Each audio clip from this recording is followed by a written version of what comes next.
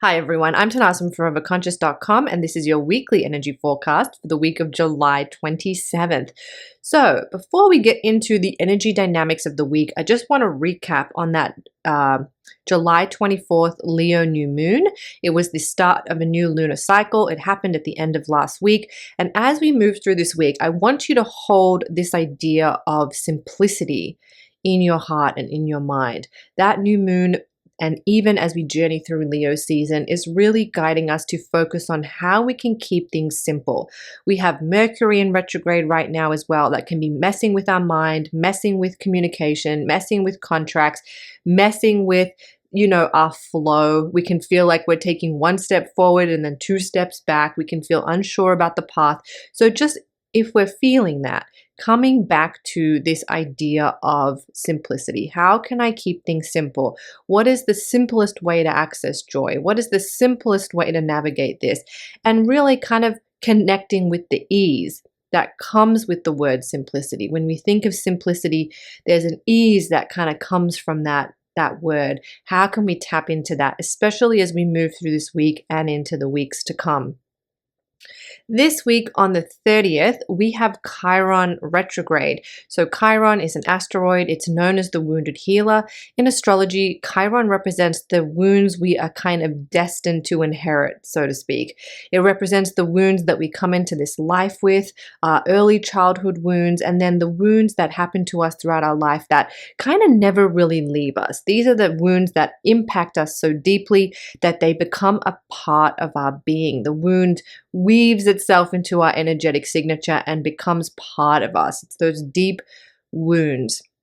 And Chiron represents those deep wounds. And when it goes retrograde, it helps to kind of unearth some of those painful wounds that maybe we haven't brought into power just yet. Because Chiron is not just about deep wounding, it's about using our wounds to become portals of power, using our wounds to step into our gifts, into our talents. If we think of the story of Chiron, he has this wound of abandonment. He's unloved. Nobody wants him. He's alone.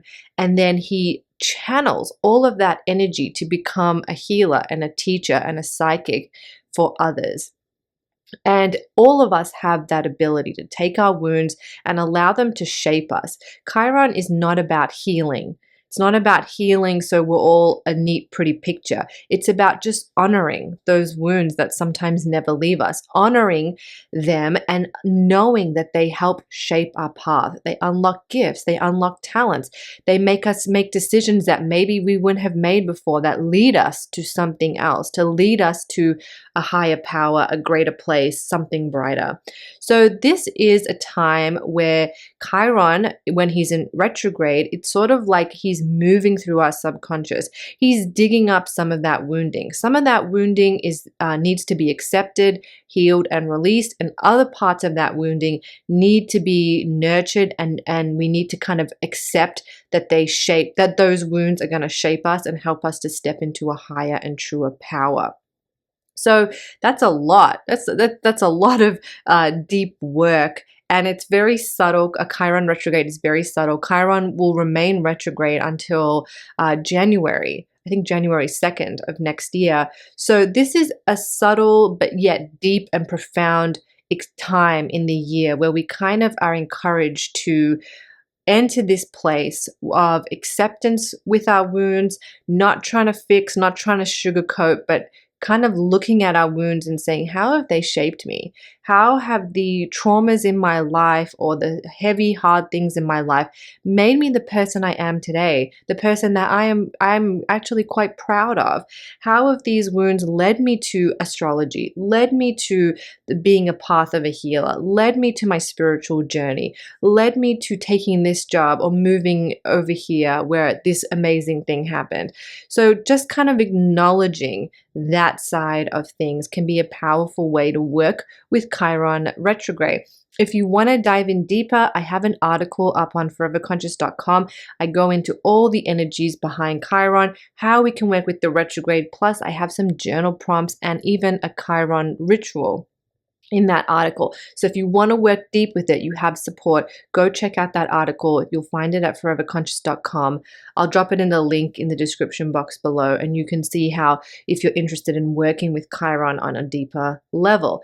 If you have the Cosmic Astrology Oracle, you can also pull the Chiron card and work with the Chiron card. There's instructions in the booklet about how to work with each card. So this would be a good week to pull out the Chiron card. There's something else happening this week, which I'm going to touch on. We are about to enter eclipse season. The eclipses start in September, but we're really going to start to feel them as we move into August. And there's a couple of reasons why that's happening. And one of them's happening kind of this week with Mars. Now, Mars is not really a part of well, it is a part of our eclipse energy, but Mars over the coming weeks is going to sit right on that eclipse degree in Virgo, 29 degrees Virgo, and it's going to start activating some of the eclipse themes. So if you want to know what themes are going to be coming up for you in the September eclipse, pay attention now and in the first part of August, because with Mars activating that same degree, we may get some insights. We may get some inklings as to what these eclipses have in store for us. To kind of give you the journey ahead, we have a Virgo new moon next month, and then after that new moon we're going into first part of September. We'll have a Pisces blood moon eclipse, and then at the end of September we'll have another Virgo new moon. That Virgo new moon will be a solar eclipse. So this eclipse season gives us a blood moon, a big point of release, a big point of clearing. That falls in Pisces, and then we get a Virgo new moon solar eclipse, which is like a door opening, something new coming into our lives. So this Mars is activating specifically the Pisces eclipse too, but more so that Virgo solar eclipse. It's activating that. So if you start to feel something being a little bit shaky, something falling away, some sudden change and movement that you weren't expecting, that could be the eclipse energies working. So just something to keep in mind if you're curious what the eclipses have in store for you in September. And even, as we get into eclipse season, which really technically begins in August with the Virgo new moon, we're starting to see all of this unraveling, unwinding, what these eclipses have in store for us. So something to just pay attention to in the first few weeks of August as Mars is activating that degree. And it might also be paying attention to our outer world too, not just ourselves, but what's happening in the world around us. Eclipses tend to bring big events, not just in our lives, but on a global level as well. So it'll be interesting to see what is being charged up, because more may be revealed under those eclipses. So just something to be aware of. Eclipses always bring a lot of change, transformation, sudden upheaval.